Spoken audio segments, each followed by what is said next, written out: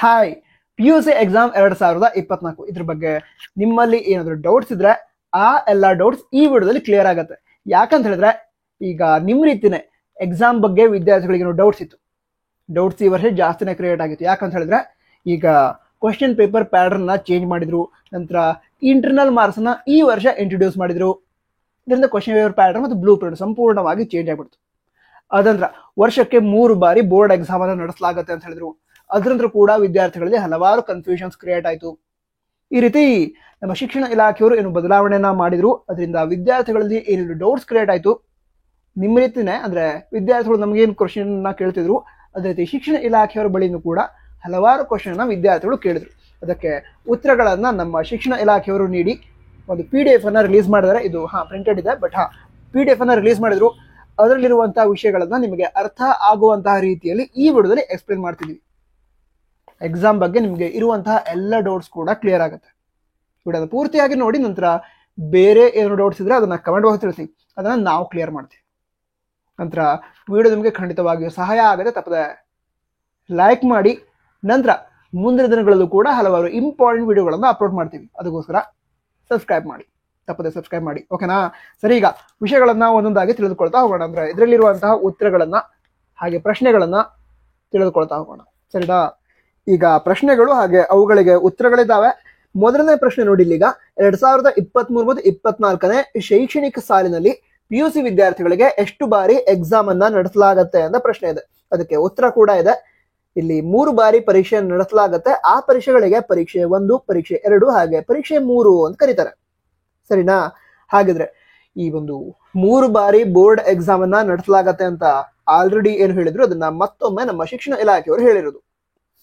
ಅದರ ನಂತರ ಈ ಹಿಂದೆ ಎರಡನೇ ಪ್ರಶ್ನೆ, ಈ ಹಿಂದೆ ನಡೆಸಲಾಗುತ್ತಿದ್ದ ಪೂರಕ ಪರೀಕ್ಷೆ ನಡೆಯುತ್ತದೆಯೇ ಅಂತ ಪ್ರಶ್ನೆ ಇದೆ.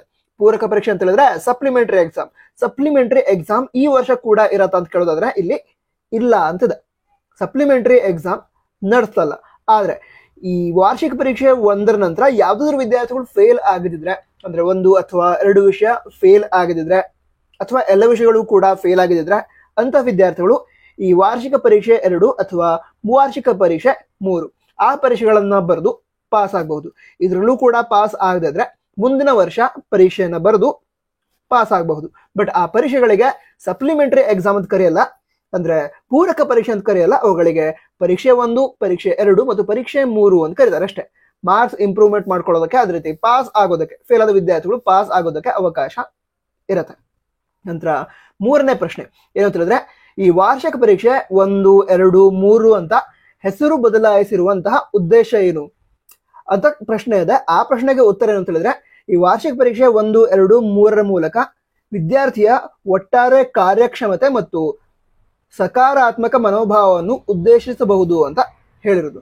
ಅಂದ್ರೆ ಈಗ ಸಪ್ಲಿಮೆಂಟರಿ ಎಕ್ಸಾಮ್ ಅಂತ ಹೇಳಿದ್ರೆ ಈಗ ಫೇಲ್ ಆದ ವಿದ್ಯಾರ್ಥಿಗಳು ಬರೀತಾ ಇದಾರೆ, ಆ ರೀತಿ ಒಂದು ಯೋಚನೆ ಬರುತ್ತೆ ಯಾರಿಗಾದ್ರು. ಸೊ ಆ ರೀತಿ ಯೋಚನೆ ಬರೋದು ಬೇಡ.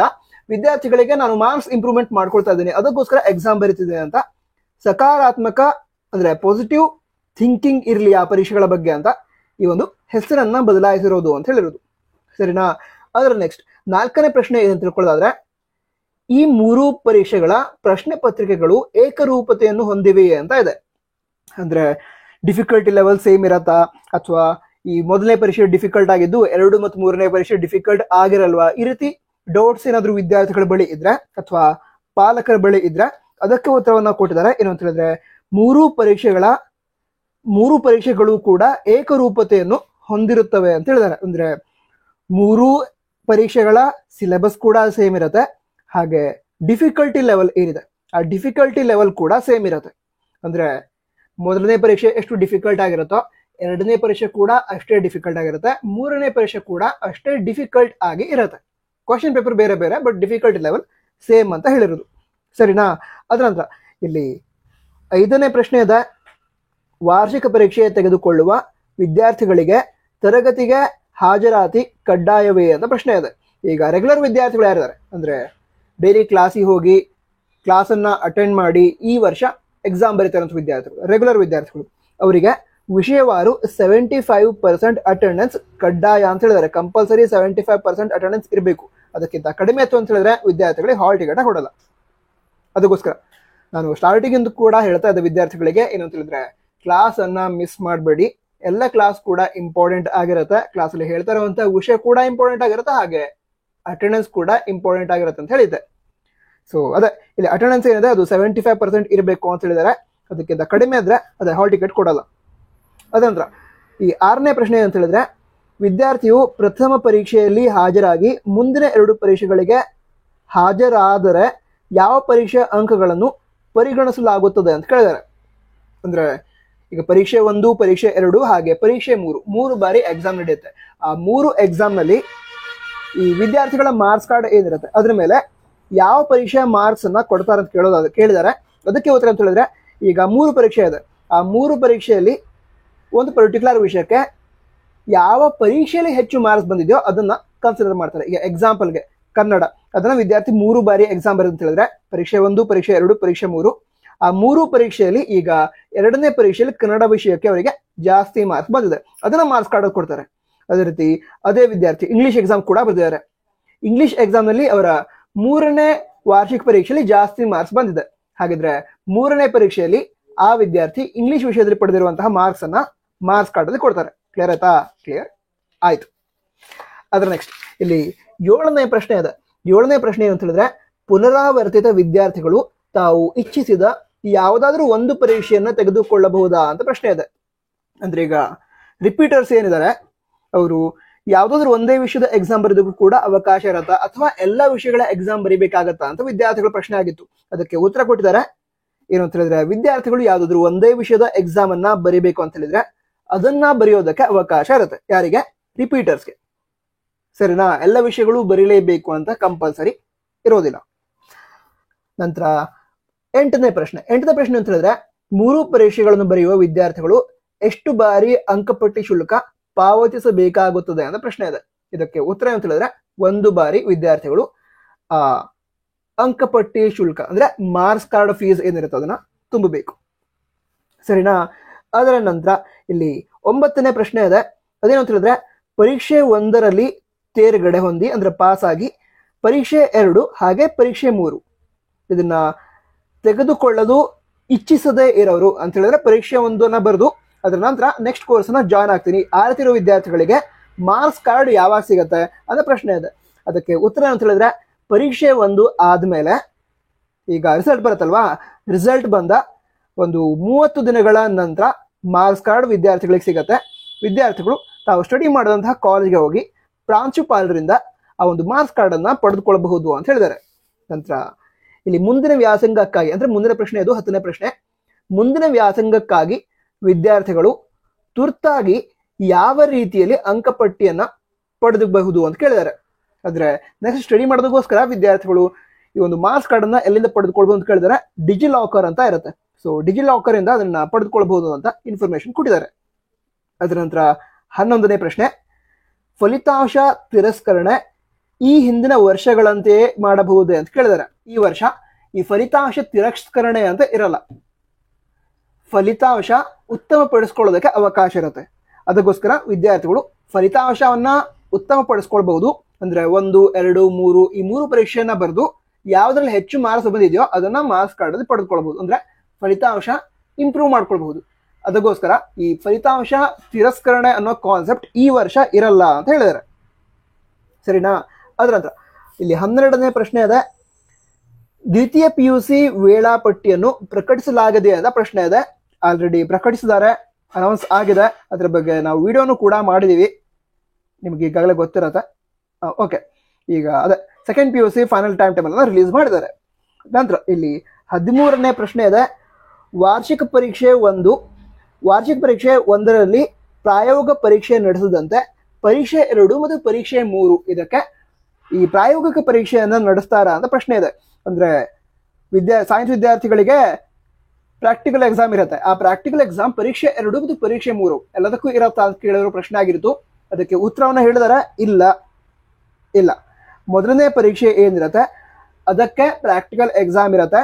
ಈಗ ಯಾವ್ದಾದ್ರು ವಿದ್ಯಾರ್ಥಿಗಳು ಮೊದಲಿಗೆ ಬಂದಿರುವಂತಹ ರಿಸಲ್ಟ್ ಅನ್ನ ಅಂದ್ರೆ ಅಷ್ಟು ಚೆನ್ನಾಗಿ ಬಂದಿಲ್ಲ, ನೆಕ್ಸ್ಟ್ ಇಂಪ್ರೂವ್ ಮಾಡ್ಕೋದು ಅಂತ ಹೇಳಿದ್ರೆ ಅವರು ಥಿಯರಿ ಎಕ್ಸಾಮ್ ಬರೀಬಹುದು, ಪ್ರಾಕ್ಟಿಕಲ್ ಎಕ್ಸಾಮ್ ಮತ್ತೊಮ್ಮೆ ಬರೆಯೋ ಅವಕಾಶ ಇರೋದಿಲ್ಲ. ಅಂದ್ರೆ ಮೊದಲನೇ ಪರೀಕ್ಷೆಯಲ್ಲಿ ಅಂದ್ರೆ ಪ್ರಾಕ್ಟಿಕಲ್ ಎಕ್ಸಾಮ್ ಏನಿರುತ್ತೆ ಅದರಲ್ಲಿ ಏನು ಮಾರ್ಕ್ಸ್ ಬಂದಿರುತ್ತೋ ಅದನ್ನೇ 2ನೇ ಮತ್ತು 3ನೇ ಪರೀಕ್ಷೆಗೆ ಕನ್ಸಿಡರ್ ಮಾಡ್ತಾರೆ. ಸರಿನಾ? ಅದ್ರ ನಂತರ ಇಲ್ಲಿ 14ನೇ ಪ್ರಶ್ನೆ ಇದೆ. ಆಂತರಿಕ ಮೌಲ್ಯಮಾಪನದಲ್ಲಿ ಪಡೆದ ಅಂಕಗಳನ್ನು ಉತ್ತಮಪಡಿಸಿಕೊಡಲು ಅವಕಾಶವಿದೆಯೇ ಅಂತ ಕೇಳಿದ್ದಾರೆ. ಅಂದ್ರೆ ಈಗ ಇಂಟರ್ನಲ್ ಮಾರ್ಕ್ಸ್ ಏನಿರುತ್ತೆ, ಈ ವರ್ಷದಿಂದ ಇಂಟರ್ನಲ್ ಮಾರ್ಕ್ಸ್ ಕೂಡ ಇರುತ್ತೆ ಅಂತ ಹೇಳಿದ್ದಾರೆ. ಅಂದ್ರೆ 80 ಮಾರ್ಕ್ಸ್ ನ ಥಿಯರಿ ಎಕ್ಸಾಮ್ ಆಗುತ್ತೆ, ಅದಂದ್ರೆ 20 ಮಾರ್ಕ್ಸ್ ಇಂಟರ್ನಲ್ ಇರುತ್ತೆ. ಆ ಇಂಟರ್ನಲ್ ಮಾರ್ಕ್ಸ್ ಅನ್ನ ಇಂಪ್ರೂವ್ ಮಾಡ್ಕೊಳ್ಳೋದಕ್ಕೆ ಅವಕಾಶ ಇದೆಯಾ ಅಂತ ಕ್ವಶನ್ ಕೇಳಿರೋದು. ಅದಕ್ಕೆ ಉತ್ತರ ತಿಳ್ಕೊಳ್ಳೋದಾದ್ರೆ ಇಲ್ಲ. ನೀವು ಕೇವಲ ಎಕ್ಸ್ಟರ್ನಲ್ ಎಕ್ಸಾಮ್ ಅಥವಾ 80 ಮಾರ್ಕ್ಸ್ ನ ಎಕ್ಸಾಮ್ ಏನಾಗುತ್ತೆ ಅದನ್ನ ಮತ್ತೊಮ್ಮೆ ಬರೆದು ಮಾರ್ಕ್ಸ್ ಅನ್ನ ಇಂಪ್ರೂವ್ಮೆಂಟ್ ಮಾಡ್ಕೊಳ್ಬಹುದು. ಬಟ್ 20 ಮಾರ್ಕ್ಸ್ ಇಂಟರ್ನಲ್ ಏನಿದೆ ಅದು ಪರೀಕ್ಷೆ 1ಕ್ಕೆ ಸಂಬಂಧಿಸಿದಂತೆ ನಿಮಗೆ ಏನ್ ಸಿಕ್ಕಿರುತ್ತೆ ಇಂಟರ್ನಲ್ ಮಾರ್ಕ್ಸ್, ಅದೇ ಇಂಟರ್ನಲ್ ಮಾರ್ಕ್ಸ್ ಇರುತ್ತೆ. ಯಾವುದೇ ಕಾರಣಕ್ಕೂ ಇಂಟರ್ನಲ್ ಮಾರ್ಕ್ಸ್ ಅನ್ನ ಇಂಪ್ರೂವ್ ಮಾಡ್ಕೊಳ್ಳೋದಕ್ಕೆ ಅಥವಾ ಚೇಂಜ್ ಮಾಡ್ಕೊಳ್ಳೋದಕ್ಕೆ ಆಗಲ್ಲ. ಅದರ ನಂತರ ಇಲ್ಲಿ 15ನೇ ಪ್ರಶ್ನೆ ಇದೆ. ಪರೀಕ್ಷೆ 1ರಲ್ಲಿ ಕೆಲವು ವಿಷಯಗಳನ್ನು ಅನುತ್ತೀರ್ಣರಾಗಿ ಪರೀಕ್ಷೆ 2 ಅಥವಾ ಪರೀಕ್ಷೆ 3ರಲ್ಲಿ ಉಳಿದ ಎಲ್ಲಾ ವಿಷಯಗಳಲ್ಲೂ ಉತ್ತೀರ್ಣರಾದ ವಿದ್ಯಾರ್ಥಿಗಳ ಅಂಕಪಟ್ಟಿಯಲ್ಲಿ ಏನೆಂದು ಬರುತ್ತದೆ, ಏನೆಂದು ನಮೂದಾಗತ್ತೆ ಅಂತ ಪ್ರಶ್ನೆ. ಅದಕ್ಕೆ ಉತ್ತರವನ್ನ ಹೇಳಿದರೆ ಏನು ಅಂತ ಹೇಳಿದ್ರೆ, ಈಗ ಅಂತಿಮವಾಗಿ ಎಲ್ಲಾ ವಿಷಯಗಳಲ್ಲೂ ಉತ್ತೀರ್ಣಗೊಂಡ ನಂತರ, ಅಂದ್ರೆ ಈಗ ವಿದ್ಯಾರ್ಥಿಗಳು ಪರೀಕ್ಷೆ 1ರಲ್ಲಿ ಪಾಸ್ ಆಗಿಲ್ಲ, ಅವರು ಪರೀಕ್ಷೆಯನ್ನು 2 ಬರೆದ್ರು, ಪರೀಕ್ಷೆ 2ನ್ನ ಬರೆದ್ರು, ಆವಾಗ್ಲೂ ಪಾಸ್ ಆಗಿಲ್ಲ, ಪರೀಕ್ಷೆ 3ನ್ನ ಬರೆದ್ರು, ಆವಾಗ ಎಲ್ಲಾ ವಿಷಯಗಳಲ್ಲಿ ಪಾಸ್ ಆದ್ರು. ಆವಾಗ ಪರೀಕ್ಷೆ 3 ಅಂತ ಮೆನ್ಷನ್ ಮಾಡ್ತಾರೆ. ನಂತರ ಪರೀಕ್ಷೆ 3 ಯಾವ ಮಂತ್ ಅಲ್ಲಿ ಆಗಿತ್ತು ಆ ಮಂತ್ ನ ಹೆಸರು ಮೆನ್ಷನ್ ಇರುತ್ತೆ. ಸರಿನಾ? ಕ್ಲಿಯರ್ ಆಯ್ತು ಅಂತ ಅನ್ಸುತ್ತೆ. ಯಾವುದು? ಕ್ವಶನ್ ನಂಬರ್ 15ಕ್ಕೆ ಉತ್ತರ. ನಂತರ ಕ್ವಶನ್ ನಂಬರ್ 16 ಅದಕ್ಕೆ ಕಲಿಕಾ ನ್ಯೂನ್ಯತೆ ಇರುವ ಮಕ್ಕಳಿಗೆ ಅಥವಾ ವಿಕಲಚೇತನ ಮಕ್ಕಳಿಗೆ ಯಾವ ಸೌಲಭ್ಯವನ್ನು ನೀಡಲಾಗುತ್ತದೆ ಅಂತ ಪ್ರಶ್ನೆ ಇದೆ. ಅದಕ್ಕೆ ಉತ್ತರ ತಿಳ್ಕೊಳ್ಳೋದಾದ್ರೆ, ಸರ್ಕಾರಿ ಆದೇಶಗಳ ಅನ್ವಯ ಕಳೆದ ವರ್ಷಗಳಲ್ಲಿ ನೀಡುತ್ತಿದ್ದ ಭಾಷಾ ವಿಷಯಗಳ ವಿನಾಯಿತಿ ಹಾಗೆ ಬರಹಗಾರರ ಅಥವಾ ಓದುಗಾರರ ಸೌಲಭ್ಯವನ್ನ ನೀಡಲಾಗುತ್ತೆ ಅಂತ ಹೇಳಿದ್ದಾರೆ. ಅದೇ ರೀತಿ ಎಕ್ಸಾಮ್ ಬರೆಯೋದಕ್ಕೆ ಸ್ವಲ್ಪ ಎಕ್ಸ್ಟ್ರಾ ಟೈಮ್ ಅನ್ನ ಕೊಡ್ತಿದ್ರು, ಅದು ಕೂಡ ಈಗ ಇರತ್ತೆ ಅಂತ ಹೇಳಿದ್ದಾರೆ. ಆ ಅವಕಾಶ ಕೂಡ ಇರತ್ತೆ ಅಂತ ಹೇಳಿದ್ದಾರೆ. ಅದರ ನಂತರ 17ನೇ ಪ್ರಶ್ನೆ ಏನು ಅಂತ ಹೇಳಿದ್ರೆ, 2023-24ನೇ ಸಾಲಿನಲ್ಲಿ ದ್ವಿತೀಯ PUC ಪರೀಕ್ಷೆಯ ಪ್ರಶ್ನೆ ಪತ್ರಿಕೆಗಳ ವಿನ್ಯಾಸ ಬದಲಾಗಿದೆಯೇ ಅಂತ ಕೇಳಿದ್ದಾರೆ ಪ್ರಶ್ನೆ. ಅದಕ್ಕೆ ಉತ್ತರ ತಿಳ್ಕೊಳ್ಳೋದಾದ್ರೆ ನಮ್ಗೆ ಈಗಾಗಲೇ ಗೊತ್ತಿದೆ, ಕ್ವಶನ್ ಪೇಪರ್ ಪ್ಯಾಟರ್ನ್ ಹಾಗೆ ಬ್ಲೂ ಪ್ರಿಂಟ್ ಎರಡೂ ಚೇಂಜ್ ಆಗಿದೆ. ಅದರ ಚೇಂಜ್ ಆಗಿರುವಂತಹ ಕ್ವಶನ್ ಪೇಪರ್ ಪ್ಯಾಟರ್ನ್ ಪ್ರಕಾರ ಮಾಡೆಲ್ ಪೇಪರ್ ಅನ್ನ ಹಾಗೆ ಬ್ಲೂ ಪ್ರಿಂಟ್ ಅನ್ನ ರಿಲೀಸ್ ಮಾಡಿದ್ದಾರೆ. ನೀವೆಲ್ಲರೂ ಕೂಡ ಡೌನ್ಲೋಡ್ ಮಾಡ್ಕೊಂಡಿದ್ದೀರಾ ಅಂತ ಅನ್ಸುತ್ತೆ. ಇಲ್ದಾದ್ರೆ ಡೌನ್ಲೋಡ್ ಮಾಡ್ಕೊಳ್ಳಿ. ನಮ್ಮ ಶಿಕ್ಷಣ ಇಲಾಖೆಯವರ ಅಫಿಷಿಯಲ್ ವೆಬ್ಸೈಟ್ ಏನಿದೆ kseab.karnataka.gov.in ಅದ್ರ ಮೂಲಕ ಡೌನ್ಲೋಡ್ ಮಾಡ್ಕೊಳ್ಬಹುದು. ನಂತರ ನಮ್ಮ ವಾಟ್ಸ್ಆಪ್ ಚಾನಲ್ ಶೇರ್ ಮಾಡಿದೀವಿ, ಅಂದ್ರೆ ಮಾಡೆಲ್ ಪೇಪರ್ ಹಾಗೆ ಬ್ಲೂ ಪ್ರಿಂಟ್ ಅನ್ನ ಡೌನ್ಲೋಡ್ ಮಾಡೋ ಲಿಂಕ್ ಅನ್ನ ನಮ್ಮ ವಾಟ್ಸ್ಆಪ್ ಚಾನಲ್ ಕೂಡ ಜಾಯ್ನ್ ಆಗಿ. ನಮ್ಮ ವಾಟ್ಸ್ಆಪ್ ಚಾನಲ್ ಅನ್ನ ಜಾಯಿನ್ ಆಗೋ ಲಿಂಕ್ ಅನ್ನ ಡಿಸ್ಕ್ರಿಪ್ಷನ್ ಅದೇ ರೀತಿ ಟಾಪ್ ಬಾಕ್ಸ್ ಅಲ್ಲಿ ಕೊಟ್ಟಿದ್ದೀವಿ. ಓಕೆನಾ? ಸರಿ, ಈಗ ನೆಕ್ಸ್ಟ್ ಪ್ರಶ್ನೆ ಏನಾಗಿತ್ತು? ಓಕೆ, ಈ ಕ್ವಶನ್ ಪೇಪರ್ ಪ್ಯಾಟರ್ನ್ ಯಾವ ರೀತಿ ಚೇಂಜ್ ಆಗಿದೆ ಅಂತ ಕೊಟ್ಟಿದ್ದಾರೆ. ಏನು ಅಂತ ಹೇಳಿದ್ರೆ, ಪ್ರಾಕ್ಟಿಕಲ್ ಇಲ್ಲದೆ ಇರುವಂತಹ ವಿಷಯಗಳಿಗೆ 80 ಮಾರ್ಕ್ಸ್ ನ ಎಕ್ಸಾಮ್ ಆಗುತ್ತೆ, 20 ಮಾರ್ಕ್ಸ್ ಇಂಟರ್ನಲ್ ಇರುತ್ತೆ ಅಂತ ಹೇಳಿದ್ದಾರೆ. ನಿಮ್ಗೆ ಈಗಾಗಲೇ ಗೊತ್ತಿದೆ. ಹಾಗೆ ಪ್ರಾಕ್ಟಿಕಲ್ ಇರೋ ವಿಷಯಗಳಿಗೆ 70 ಮಾರ್ಕ್ಸ್ ನ ಎಕ್ಸಾಮ್ ಹಾಗೆ 30 ಮಾರ್ಕ್ಸ್ ನ ಪ್ರಾಕ್ಟಿಕಲ್ ಎಕ್ಸಾಮ್ ಆಗುತ್ತೆ. ಅದರ ನಂತರ 18ನೇ ಪ್ರಶ್ನೆ, ಫ್ರೆಂಚ್ ಭಾಷಾ ವಿಷಯದಲ್ಲಿ ಮೌಖಿಕ ಪರೀಕ್ಷೆ ನಡೆಯುತ್ತದೆಯೇ ಅಂತ ಪ್ರಶ್ನೆ ಇದೆ. ಇಲ್ಲ, ಯಾಕಂತ ಹೇಳಿದ್ರೆ 20 ಮಾರ್ಕ್ಸ್ ಏನಿದೆ ಅದನ್ನ ಇಂಟರ್ನಲ್ಗೆ ಕನ್ಸಿಡರ್ ಮಾಡ್ತಾರೆ, ಅದಕ್ಕೋಸ್ಕರ. ಅದರ ನಂತರ 19ನೇ ಪ್ರಶ್ನೆ, ಪರೀಕ್ಷೆ 1ರಲ್ಲಿ ಅನುತ್ತೀರ್ಣರಾದ ವಿದ್ಯಾರ್ಥಿಗಳಿಗೆ ಪುನಃ ಪರೀಕ್ಷೆ ನೋಂದಾಯಿಸಲು ಎಷ್ಟು ಅವಕಾಶ ಇರುತ್ತೆ ಅಂತ ಕೇಳಿದ್ದಾರೆ. ಒಬ್ಬ ವಿದ್ಯಾರ್ಥಿ ಇದ್ದಾರೆ, ಪರೀಕ್ಷೆ 1 ಬರೆದ್ರು, ಅದರಲ್ಲಿ ಫೇಲ್ ಆದ್ರು ಯಾವುದೊಂದು ವಿಷಯದಲ್ಲಿ, ಪರೀಕ್ಷೆ 2 ಬರೆದ್ರು, ಅದರಲ್ಲೂ ಫೇಲ್ ಆದ್ರು, ಪರೀಕ್ಷೆ 3 ಅದರಲ್ಲೂ ಫೇಲ್ ಆದ್ರು. ಅದಂದ್ರೆ ಮತ್ತೊಂದು ವರ್ಷ ಬರೆದ್ರು, ಅಂದ್ರೆ ಮುಂದಿನ ವರ್ಷ ಬರೆದ್ರು, ಅದ್ರಲ್ಲೂ ಕೂಡ ಪರೀಕ್ಷೆ 1, 2, 3 ಫೇಲ್ ಆಗ್ಬಿಟ್ರು, 6 ಸಲ ಫೇಲ್ ಆದಂಗೆ ಆಯ್ತು. ಈ ರೀತಿ ಆಯ್ತು ಅಂತ ಹೇಳಿದ್ರೆ ಏನಾದ್ರು ಲಿಮಿಟೇಷನ್ ಇರುತ್ತಾ ಪರೀಕ್ಷೆನ ಬರೆದು ಪಾಸ್ ಆಗೋದು ಅಂತ ಕೇಳಿದ್ರೆ ಇಲ್ಲ, ಯಾವುದೇ ಲಿಮಿಟೇಷನ್ ಇಲ್ಲ. ನೀವು ಎಷ್ಟು ಸಲ ಬೇಕಿದ್ರೆ ಎಕ್ಸಾಮ್ ಅನ್ನ ಬರಿಬಹುದು ಅಂತ ಹೇಳಿದ್ದಾರೆ. ನೀವು ಪಾಸ್ ಆಗುವವರೆಗೂ ಕೂಡ ಎಕ್ಸಾಮ್ ಅನ್ನ ಬರಿಬಹುದು. ನಂತರ ಪರೀಕ್ಷೆ 20, sorry question number 20 okay, question number 20, ಖಾಸಗಿ ಅಭ್ಯರ್ಥಿಗಳು ಮತ್ತು ಪುನರಾವರ್ತಿತ ಅಭ್ಯರ್ಥಿಗಳಿಗೆ ಎಷ್ಟು ಅಂಕಗಳ ಪ್ರಶ್ನೆ ಪತ್ರಿಕೆಯನ್ನು ನೀಡಲಾಗುತ್ತೆ ಅಂತ ಕೇಳಿದ್ದಾರೆ ವಿದ್ಯಾರ್ಥಿಗಳು. ನಂತರ ಈ ಪ್ರಶ್ನೆ ಅಂತೂ ತುಂಬಾ ವಿದ್ಯಾರ್ಥಿಗಳು ತುಂಬಾ ಸಲ ಕೇಳ್ತಾ ಇದ್ರು. ನಂತರ ನಾವು ಕೂಡ ಈ ಒಂದು ಪ್ರಶ್ನೆಗೆ ಉತ್ತರ ಬೇಕು ಅಂತ ವೇಟ್ ಮಾಡ್ತಿದ್ವಿ. ಫೈನಲಿ ನಮಗೆ ಉತ್ತರ ಸಿಕ್ಕಿದೆ. ಏನಂತ ಹೇಳಿದ್ರೆ, ಈಗ ಖಾಸಗಿ ಪ್ರೈವೇಟ್ ಸ್ಟೂಡೆಂಟ್ಸ್ ಆಗಿರಬಹುದು ಅಥವಾ ರಿಪೀಟರ್ಸ್, ಹಿಂದಿನ ವರ್ಷ ಯಾವುದು 1 ಅಥವಾ 2 ವಿಷಯದಲ್ಲಿ ಫೇಲ್ ಆಗಿ ಈ ವರ್ಷ ಎಕ್ಸಾಮ್ ಬರುತ್ತೆ ಅನ್ನೋ ವಿದ್ಯಾರ್ಥಿಗಳಾಗಿರ್ಬಹುದು, ಅವರಿಗೂ ಕೂಡ 80 ಮಾರ್ಕ್ಸ್ ನ ಎಕ್ಸಾಮ್ ಆಗುತ್ತೆ. ಅಂದ್ರೆ ರೆಗ್ಯುಲರ್ ವಿದ್ಯಾರ್ಥಿಗಳಿಗೆ ಏನು ಕ್ವಶನ್ ಪೇಪರ್ ಇರುತ್ತೆ ಅದೇ ಕ್ವಶನ್ ಪೇಪರ್ ಅನ್ನ ಪ್ರೈವೇಟ್ ಕ್ಯಾಂಡಿಡೇಟ್ಸ್ಗೆ ಹಾಗೆ ರಿಪೀಟರ್ಸ್ಗೆ ಕೊಡ್ತಾರೆ. ಸೊ ಕ್ವಶನ್ ಪೇಪರ್ 80 ಮಾರ್ಕ್ಸ್ ಇರುತ್ತೆ. ನಂತರ ಸಿಲೆಬಸ್ ಬಗ್ಗೆ ಕೂಡ ವಿದ್ಯಾರ್ಥಿಗಳ ಪ್ರಶ್ನೆ ಇರುತ್ತೆ. ಈಗ ಸಿಲೆಬಸ್ ಏನಿರುತ್ತೆ ಅಂತ, ಈಗ ಕ್ವಶನ್ ಪೇಪರ್ ಸೇಮ್ ಕೊಡ್ತಾರೆ ಅಂತ ಹೇಳಿದ್ರೆ ನಿಮ್ಮ ಸಿಲೆಬಸ್ ಕೂಡ ಸೇಮ್ ಆದಂಗಾಯ್ತು. ಅಂದ್ರೆ ಈಗ ರೆಗ್ಯುಲರ್ ವಿದ್ಯಾರ್ಥಿಗಳಿಗೆ ಕೊಡುವಂತಹ ಕ್ವಶನ್ ಪೇಪರ್ ಅಲ್ಲಿ ಇರುವಂತಹ ಎಲ್ಲ ಕ್ವಶನ್ಗಳು, ನಂತರ ಪ್ರೈವೇಟ್ ಹಾಗೆ ರಿಪೀಟರ್ಸ್ ಕೊಡುವಂತಹ ಕ್ವಶನ್ ಪೇಪರ್ ಇರುವಂತಹ ಎಲ್ಲ ಕ್ವಶನ್ಗಳು ಸೇಮ್ ಇರುತ್ತೆ. ಹಾಗಾದ್ರೆ ಸಿಲೆಬಸ್ ಕೂಡ ಸೇಮ್ ಇದ್ದಂಗಾಯ್ತು. ಅದಕ್ಕೋಸ್ಕರ ಈಗ NCERT ಸಿಲೆಬಸ್ ಏನು ರೆಡ್ಯೂಸ್ ಆಗಿದೆ, ರೆಡ್ಯೂಸ್ ಆದ ನಂತರ ಇರುವಂತಹ ಸಿಲೆಬಸ್ ಇರುತ್ತೆ, ಏನು ಬದಲಾವಣೆ ಇಲ್ಲ. ನಂತರ 80 ಮಾರ್ಕ್ಸ್ ನ ಎಕ್ಸಾಮ್ ಆಗುತ್ತೆ. ಅದಂತರ ಇಲ್ಲಿ ಕ್ವಶನ್ ನಂಬರ್ 21 ಏನಂತ ಹೇಳಿದ್ರೆ, ಖಾಸಗಿ ವಿದ್ಯಾರ್ಥಿಗಳ ಪ್ರತಿ ವಿಷಯದಲ್ಲಿ ಎಷ್ಟು ಅಂಕಗಳಿಗೆ ಪರೀಕ್ಷೆ ಬರೀಬೇಕು ಅಂತ ಹೇಳಿದೆ. ಇಲ್ಲಿ ಪ್ರಾಯೋಗಿಕವಲ್ಲದ ವಿಷಯಗಳನ್ನು ಆಯ್ಕೆ ಮಾಡಿಕೊಂಡಿರುವ ಖಾಸಗಿ ವಿದ್ಯಾರ್ಥಿಗಳು, ಅಂದ್ರೆ ಪ್ರಾಕ್ಟಿಕಲ್ ಇಲ್ಲದೆ ಇರುವಂತಹ ವಿಷಯಗಳಿಗೆ 80 ಮಾರ್ಕ್ಸ್ಗೆ ಎಕ್ಸಾಮ್ ಬರೀಬೇಕು. ನಂತರ ಆ 80 ಮಾರ್ಕ್ಸ್ ನ ಎಕ್ಸಾಮ್ ಏನು ಬರೀತಾರೆ ಅದನ್ನ 100ಗೆ ಕನ್ಸಿಡರ್ ಮಾಡಲಾಗತ್ತೆ ಅಥವಾ 100ಗೆ ಸ್ಕೇಲ್ ಅಪ್ ಮಾಡಲಾಗತ್ತೆ ಅಂತ ಹೇಳಿದ್ದಾರೆ. ಅಂದ್ರೆ ಇಲ್ಲಿಗ ಎಕ್ಸಾಮ್ ಏನಿದೆ ಅದು ಪ್ರೈವೇಟ್ ಹಾಗೆ ರಿಪೀಟರ್ಸ್ಗೆ 80 ಮಾರ್ಕ್ಸ್ಗೆ ಎಕ್ಸಾಮ್ ಬರೀತೀರಾ. ಹೌದಾ, ನೀವು ಇಂಟರ್ನಲ್ ಎಕ್ಸಾಮ್ ಬರ್ದಿರಲ್ಲ. ಯಾಕೆ? ನಿಮ್ಗೆ ಇಂಟರ್ನಲ್ ಮಾರ್ಕ್ಸ್ ಇರಲ್ಲ ಪ್ರೈವೇಟ್ ವಿದ್ಯಾರ್ಥಿಗಳಿಗೆ ಮತ್ತೆ ರಿಪೀಟರ್ಸ್ಗೆ. ಅಂತ ವಿದ್ಯಾರ್ಥಿಗಳು 80 ಮಾರ್ಕ್ಸ್ಗೆ ಎಕ್ಸಾಮ್ ಬರೀತೀರಾ. 80 ಮಾರ್ಕ್ಸ್ಗೆ ನೀವೇನು ಮಾರ್ಕ್ಸ್ನ ಪಡೆದುಕೊಂಡಿರ್ತಾರೆ ಅದನ್ನ 100 ಮಾರ್ಕ್ಸ್ಗೆ ಎಷ್ಟು ಬರುತ್ತೆ ಅಂತ ಕ್ಯಾಲ್ಕುಲೇಟ್ ಮಾಡಿ ಅದನ್ನ ನೀಡ್ತಾರೆ. ಅದನ್ನೇ ಸ್ಕೇಲ್ ಅಪ್ ಅಂತ ಬರ್ದಿರೋದು. ಸರಿನಾ? ಅದಂತರ ಕ್ವಶನ್ ನಂಬರ್ 22. ಈ ಪ್ರಶ್ನೆ ಏನು ಅಂತ ಹೇಳಿದ್ರೆ, ಖಾಸಗಿ ಅಭ್ಯರ್ಥಿಗಳಿಗೆ ಆಂತರಿಕ ಮೌಲ್ಯಮಾಪನದ ಅಂಕಗಳು ಇರುತ್ತವೆ ಅಂತ ಕೇಳಿದ್ರು. ಇಲ್ಲ, ಈಗಾಗಲೇ ಹೇಳಿದೆ ಅಲ್ವಾ, ಎಕ್ಸ್ಪ್ಲೇನ್ ಮಾಡಿದೆ. ಸೊ ಇಂಟರ್ನಲ್ ಮಾರ್ಕ್ಸ್ ಇರೋದಿಲ್ಲ. ಯಾರಿಗೆ? ಖಾಸಗಿ ವಿದ್ಯಾರ್ಥಿಗಳಿಗೆ ಹಾಗೆ ರಿಪೀಟರ್ಸ್ ಅವರಿಗೆ ಈ ಇಂಟರ್ನಲ್ ಮಾರ್ಕ್ಸ್ ಇರೋದಿಲ್ಲ. ನೀವು 80 ಮಾರ್ಕ್ಸ್ಗೆ ಏನು ಎಕ್ಸಾಮ್ ಬರೀತೀರಾ ಅದನ್ನೇ 100ಗೆ ಕನ್ವರ್ಟ್ ಮಾಡಿ ಕೊಡ್ತಾರೆ. ಅದರ ನಂತರ 22ನೇ ಪ್ರಶ್ನೆ ಆಯ್ತು. ಈಗ 23ನೇ ಪ್ರಶ್ನೆ, ವಾರ್ಷಿಕ ಪರೀಕ್ಷೆ 1, 2 ಮತ್ತು 3ರ ಸಂಬಂಧ ವಿದ್ಯಾರ್ಥಿಗಳು ಎಷ್ಟು ಬಾರಿ ಶುಲ್ಕವನ್ನು ಪಾವತಿಸಬೇಕು ಅಂತ ಪ್ರಶ್ನೆ ಇದೆ. ಈಗ ಪರೀಕ್ಷೆ 1 ಏನಿದೆ ಅದರ ರಿಜಿಸ್ಟ್ರೇಷನ್ ಅನ್ನ ಪ್ರೈವೇಟ್ ಕ್ಯಾಂಡಿಡೇಟ್ಸ್, ರೆಗ್ಯುಲರ್ ವಿದ್ಯಾರ್ಥಿಗಳು ಹಾಗೆ ರಿಪೀಟರ್ಸ್ ಎಲ್ಲರೂ ಕೂಡ ರಿಜಿಸ್ಟ್ರೇಷನ್ ಮಾಡಬೇಕು. ಅದಕ್ಕೋಸ್ಕರ ಫೀಸನ್ನು ತುಂಬಲೇಬೇಕು. ಅದರ ನಂತರ ಪರೀಕ್ಷೆ 1 ರಿಸಲ್ಟ್ ಬಂದ ಮೇಲೆ ಯಾವುದಾದ್ರೂ ವಿದ್ಯಾರ್ಥಿಗಳು ಪರೀಕ್ಷೆ 2 ಅದೇ ರೀತಿ ಪರೀಕ್ಷೆ 3 ಬರೀಬೇಕು ಅಂತ ಹೇಳಿದ್ರೆ ಆ ಪರೀಕ್ಷೆಗೆ ಈ ಒಂದು ಫೀಸನ್ನು ತುಂಬಬೇಕು. ಈಗ ಯಾವುದಾದ್ರೂ ವಿದ್ಯಾರ್ಥಿಗಳು ಪರೀಕ್ಷೆ 1 ಬರೆದು ನೆಕ್ಸ್ಟ್ ಕೋರ್ಸನ್ನ ಜಾಯ್ನ್ ಆಗ್ತಂತ ಅಂತ ಹೇಳಿದ್ರೆ ಅವರು ಮತ್ತೆ ಪರೀಕ್ಷೆ 2 ಮತ್ತು ಪರೀಕ್ಷೆ 3ಕ್ಕೆ ಫೀಸ್ ತುಂಬಬೇಕು ಅಂತ ಹೇಳಿರಲ್ಲ. ಹಾಗಿದ್ರೆ ಎಲ್ಲ ವಿಷಯಗಳಿಗೆ ಉತ್ತರಗಳನ್ನ ತಿಳಿದುಕೊಂಡಿರುತ್ತೆ ಆಯ್ತು. ನಿಮಗೆ ಬೇರೆ ಏನೋ ಡೌಟ್ಸ್ ಇದ್ರೆ ಕಮೆಂಟ್ ತಿಳಿಸಿ, ನಾವು ಉತ್ತರಗಳನ್ನ ಹೇಳ್ತೀವಿ. ನಂತರ ಚಾನಲ್ಗೆ ಮೊದಲೇ ಬಾರಿ ವಿಸಿಟ್ ಮಾಡಿದ್ರೆ ತಪ್ಪದೇ ಸಬ್ಸ್ಕ್ರೈಬ್ ಮಾಡಿ. ಆಲ್ರೆಡಿ ವಿಸಿಟ್ ಮಾಡ್ತಾ ಇದ್ದು ನೀವು ಇದುವರೆ ಸಬ್ಸ್ಕ್ರೈಬ್ ಮಾಡದಿದ್ರೆ ಸಬ್ಸ್ಕ್ರೈಬ್ ಮಾಡಿ. ಯಾಕಂತ ಹೇಳಿದ್ರೆ ಮುಂದಿನ ದಿನಗಳಲ್ಲೂ ಕೂಡ ಹಲವಾರು ಇಂಪಾರ್ಟೆಂಟ್ ವಿಡಿಯೋಗಳನ್ನ ನಿಮಗೋಸ್ಕರ ರೆಕಾರ್ಡ್ ಮಾಡ್ತಿರ್ತೀವಿ. ಓಕೆನಾ?